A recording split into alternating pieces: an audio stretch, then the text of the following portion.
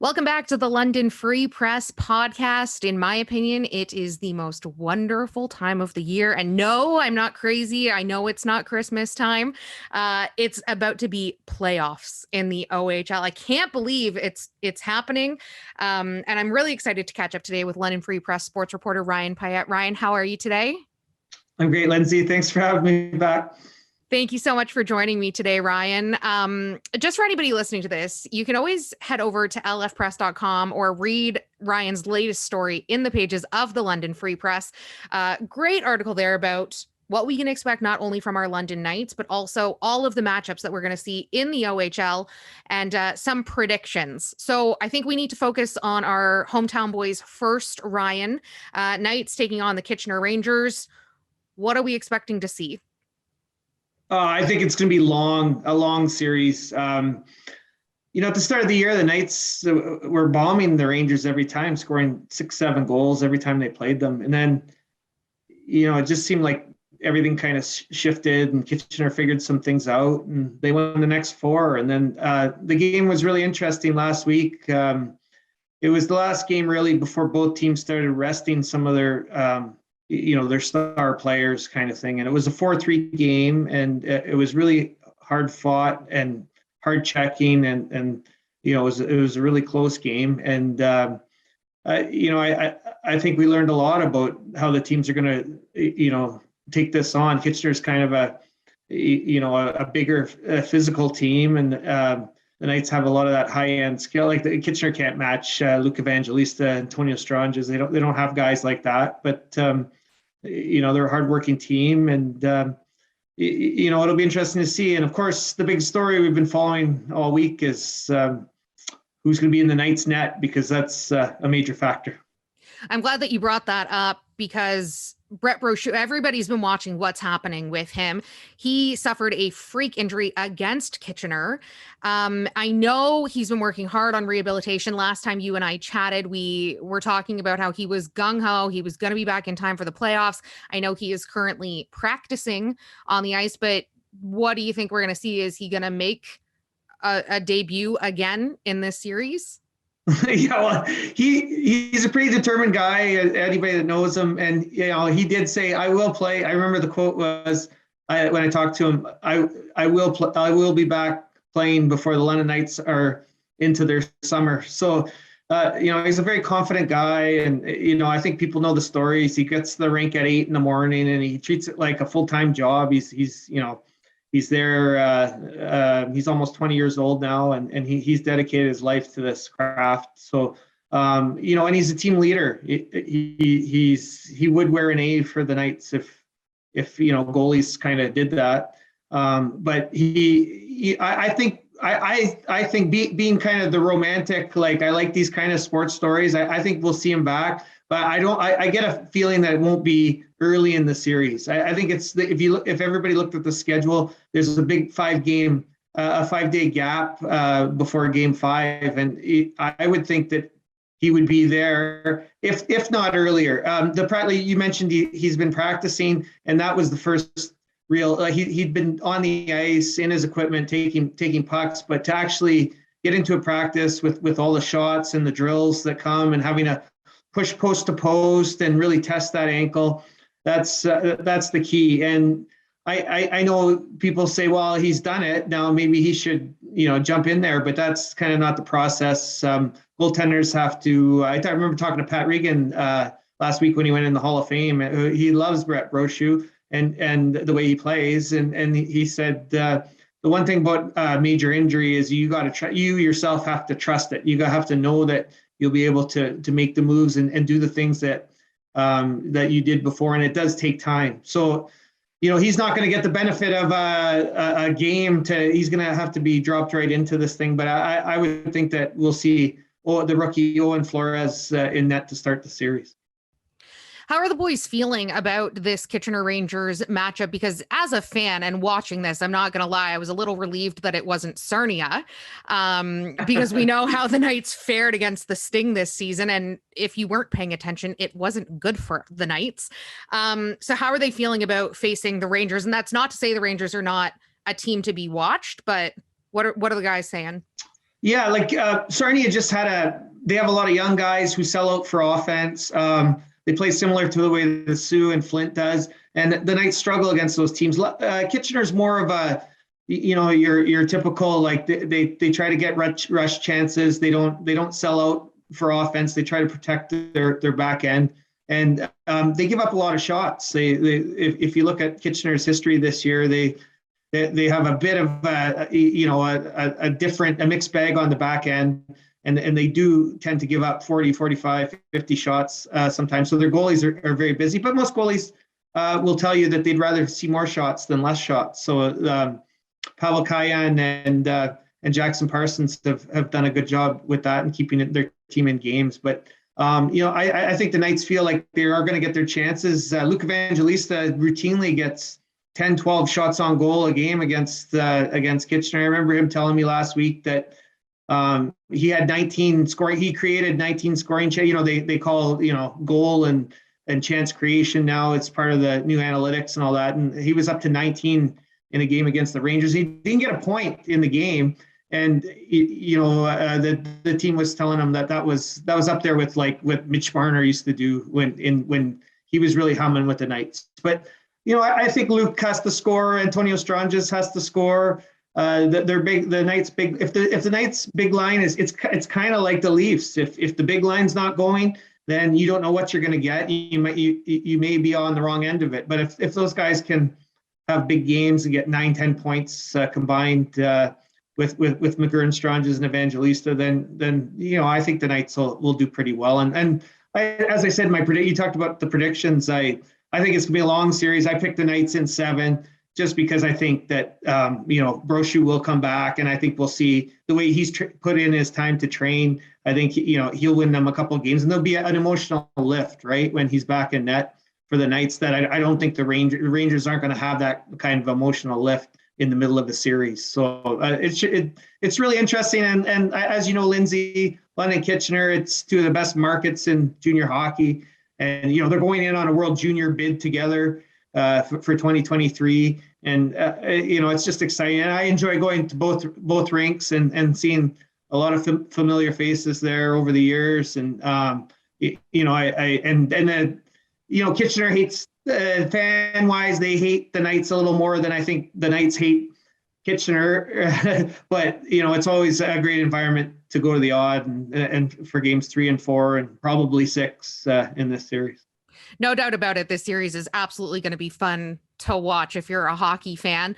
What are the guys saying with regards to fatigue? Now, the season was kind of wonky this year because of COVID and games being rescheduled.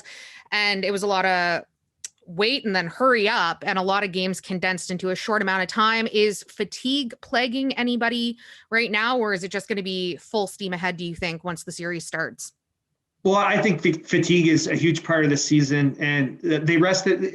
London rested a few of their guys. Kitchener rested a few of their guys, but these guys need months, weeks off to get back to like a full freshness. But I think there'll be a jump. There'll be a real burst of energy since it's the playoffs, and then we'll kind of see what happens as it grinds along, kind of thing. But I kind of talked to so many people in the last couple of weeks about what this season, the extended season, meant, and especially in the Western Conference, like the East, early Sudbury went down with COVID and they missed a ton of games, but the East, because they don't have the trips to the U.S. that the West has, I think that was a huge factor in feeling this fatigue and the kind of the jam-packed schedules down, because as you know, when we talked at the start of the year, there wasn't getting into the U.S., like it wasn't able to do it. So the teams had to kind of backload their schedule with the games against Flint, Saginaw, and Erie, and obviously London and Kitchener, they play a ton of games against those teams. So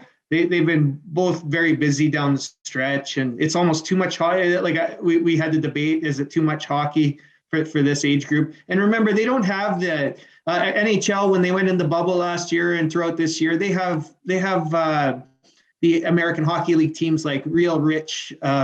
Organizational depth kind of thing where you can pull guys up, where in the OHL it's not quite like that, because while they cater to the NHL teams, the AHL teams, in the OHL you got Junior B, but they're also playing. The Knights ran into that with their goaltending situation where the St. Thomas and London were playing against each other, and that's all. Most of your goaltending is coming from that series, and it's now that series is over, so it's a little better now. But it was crazy, and they just don't. They were putting guys out there, and you think of Evangelista and Jared Keane, especially after Mayu went down and Steklov got hurt, playing 30 minutes a game kind of thing. And that, if you're playing four days a week, that's just it's impossible to deal with. It'll be interesting to see. I think at the end of the day, when the season's over, we'll be able to kind of look back and see like, well, were they able to handle this? And right now there are a lot of guys that are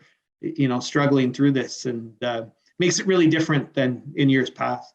No doubt about it. It's been a lot of hockey and a lot of on ice time for some players. Like you mentioned, you've mentioned you think Knights are going to take it in 7. We would not be doing our jobs if we didn't talk about Hamilton. They've been a team to watch this year, but I want to know, before we talk about Hamilton, what other matchups are you going to be keeping a close eye on?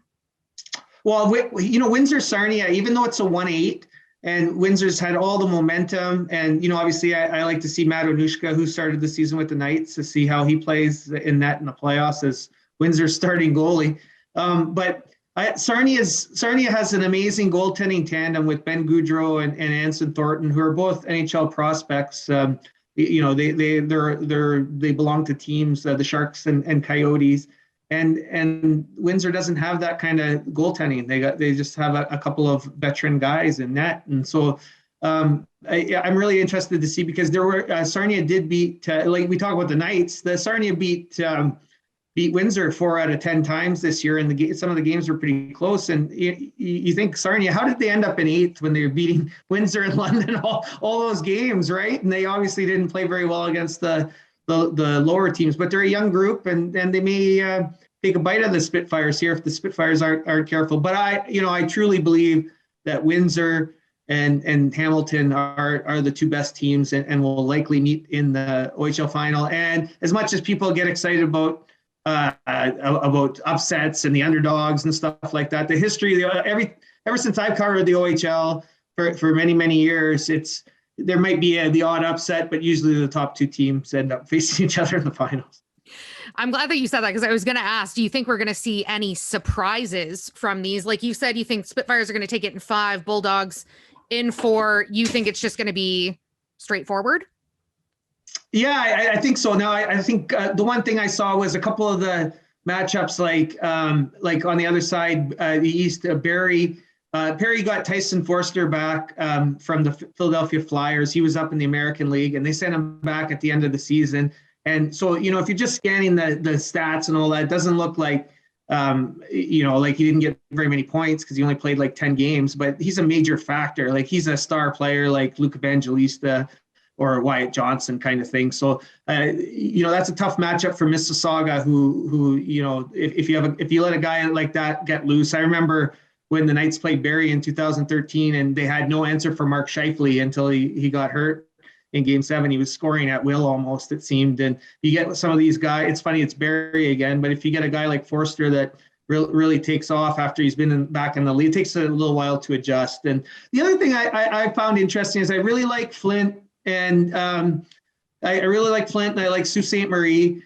Their offense is really impressive, but they're playing against Guelph and Owen Sound, who I've seen played a million times this year with the Knights. And I just like Guelph kind of had a lot of injuries that they've tried to get over. They got a great coach in George Burnett, who is 30 years in the league. He knows what he's doing, and it'll be really interesting to see if Owen Sound and Guelph can take a bite out of Flint and the Sioux, who are pretty high flying teams this year.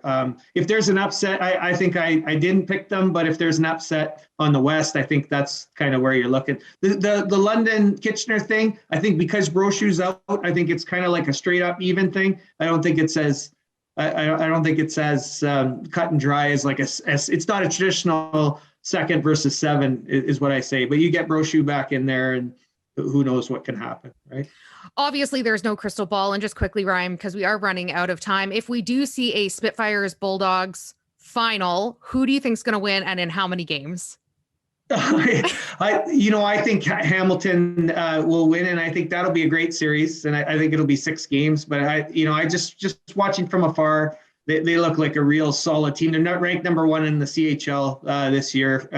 And just with that, I don't know what I didn't see much of the East this year. It's always hard to compare conferences. We say, oh, that team looks great. They won 50 games, and then they get swept by the West, who had to fight through. Like Windsor's going to have a battle getting through the West, whoever they have to face. But so I'm going to go with Hamilton, be a little fresher and a real veteran team, and I think they're going to win the title this year, just like they did 4 years ago with Robert Thomas as the MVP. If there's one thing I know about hockey playoffs, it's that anything can happen. Ryan, I want to thank you so much for your time today and your insight. This has been fantastic, and I look forward to seeing what happens and seeing if your predictions are right. If you've been enjoying this, don't forget, you can always head over to lfpress.com and read more in the pages of the London Free Press. We'll be back again next week with another edition of the London Free Press podcast. Until then, stay well.